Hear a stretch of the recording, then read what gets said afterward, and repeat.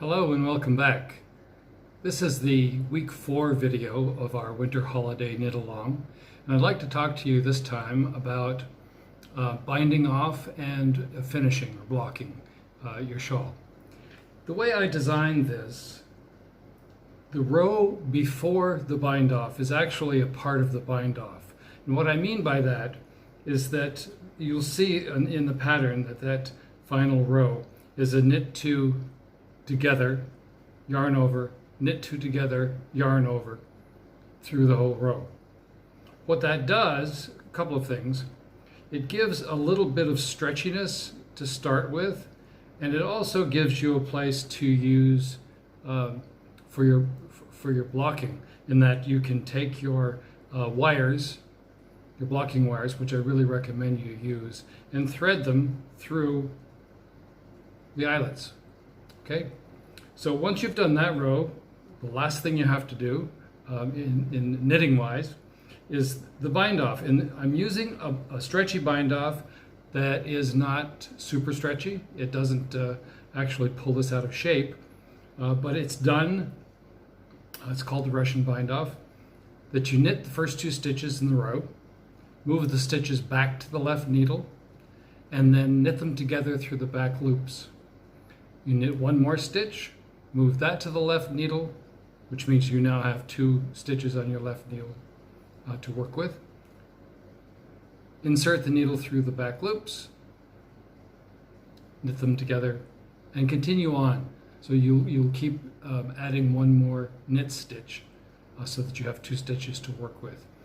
What this gives you is some flexibility in the bind off. If you note, for example, if you used a traditional stitch over stitch bind off for this, you wouldn't have any flexibility whatsoever when it comes to blocking the shawl. So you're very unlikely to be able to stretch it to show the eyelet patterns or into the desired size. So this gives you just a little bit of stretchiness so that you can do that. Okay. The last comment on finishing is about blocking. And you'll see in the photo that my finished shawl is on my mats. You don't have to use mats. I just happen to use them because it's easier to put pins in them. And I use wires. Across the top line, I thread a blocking wire through each of the yarn overs along the edge. And then for the V shape, I use 2 separate wires. And again, I thread through the eyelets all the way through. Once you've done that, you can easily manipulate the shawl while it's lying flat into shape, and then you can gently pin it along the wire lines so that you have the shape and the size that you want. That's about all I wanted to talk about for finishing, except to mention that I often add some bit of embellishment to my accessories, and that's because I travel a fair amount, and when I do travel, I like to see what local artisans have to offer. This happens to be something I found in China, and is a pendant made of Tibetan silver with some semi-precious stones added. If you choose to add a pendant, of course you don't have to, many people don't, you can simply thread a needle with a double strand of the yarn, this color, this would be the gray, and attach it by weaving in that first end like you would be weaving in the ends of the other yarn that you have finished with. And then put the needle through the loop at the top of the pendant and carry that yarn to the back also and weave in the ends to that, leaving just enough yarn so that it hangs without drooping. You wouldn't want it too tight to the body, but again, totally up to you. I do have one more other thing to talk to you about. When I was designing the shawl, I thought it would be nice to have some small accessory that incorporated some of the patterns and would be something you might like to do for a Christmas gift or maybe something for yourself that you could wear along with your shawl.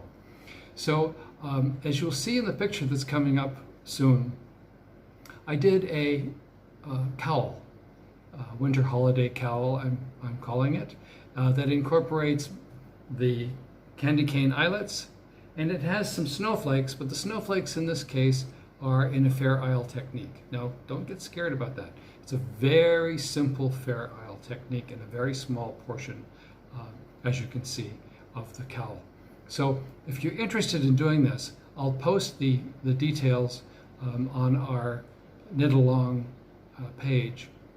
And I'm also going to offer you, and only to you, a 50% discount, 50 cent discount on the pattern for the next couple of weeks.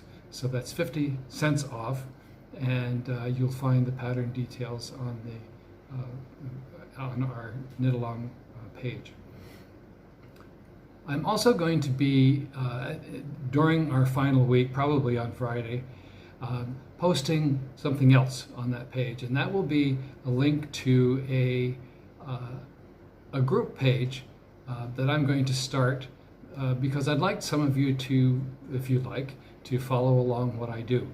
So there will be Michael Harrigan's Knitting Friends page, and one of the first things that I'll link to that is a blog post that I just did that tells you something about my background in knitting and where I get inspiration from. So that's it from me for now. I hope we'll be doing some videos in the future, and we'll have a chance to work together some more. But again, thank you for joining the KL. This has been a lot of fun for me, and I hope it has been for you too.